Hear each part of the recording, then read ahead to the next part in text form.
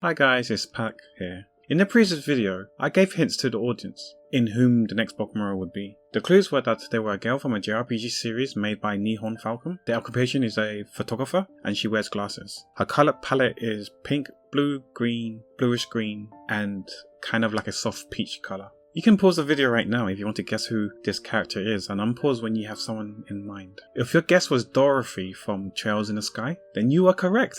Well done. This one is hard, as I feel like the Trails series are still a bit of a niche JRPG series. Unlike the other Trails piece that I did a few months ago, I actually recorded the time-lapse this time. This was a Bokumaro priority request where a community member has subbed me for quite a bit of time, so they get to request a character for me to draw for them in my art style. If I'm honest, I actually don't recall her from the game, as I've played this game a long time ago. For this piece, it was so funny because even before sketching and the planning phase, I was looking at the reference of her, and I legit felt her design was nice and simple, and that it should be okay and not a big deal to draw. So I started constructing the lines and shapes for her, and as I continued constructing, I think it was around the time where I did her hair that you'll see, that you've probably seen already, I looked at the reference one more time. I glanced at it and I was like, oh crap, she has glasses. For those who don't know, glasses are one of my kryptonites. I'm not particularly good at drawing those, as the Bokumaros tend to have big eyes, so I don't know, they kind of look goofy or a bit off when I draw them big. Fortunately for me, the frames weren't too thick, so I felt I could get away with making them a bit smaller than your average typical pair of glasses. I think by making them quite small, it did make her look a bit more cute and sophisticated, if you ask me. During the sketching, I think it went pretty smooth, barring having to lengthen her coat.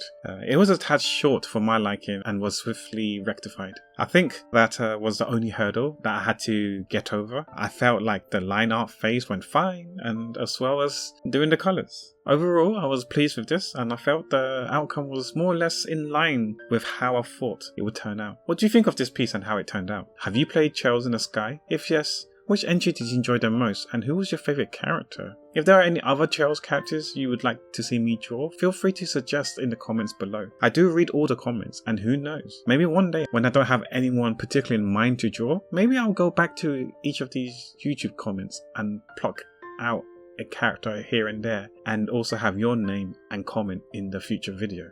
For the next video, the hints will be she's a girl from a popular gacha game that was originally in Japan only, and as of the time of this recording, it became available globally this year. She is an athlete and also an idol, I'm guessing. Her colour palette are these colours shown on the screen. Feel free to drop your guesses here in the comments below if you want to engage and partake. Enjoy what's left of the time lapse and music, and as always, wherever you guys are, take care, be well, and be safe. Bye!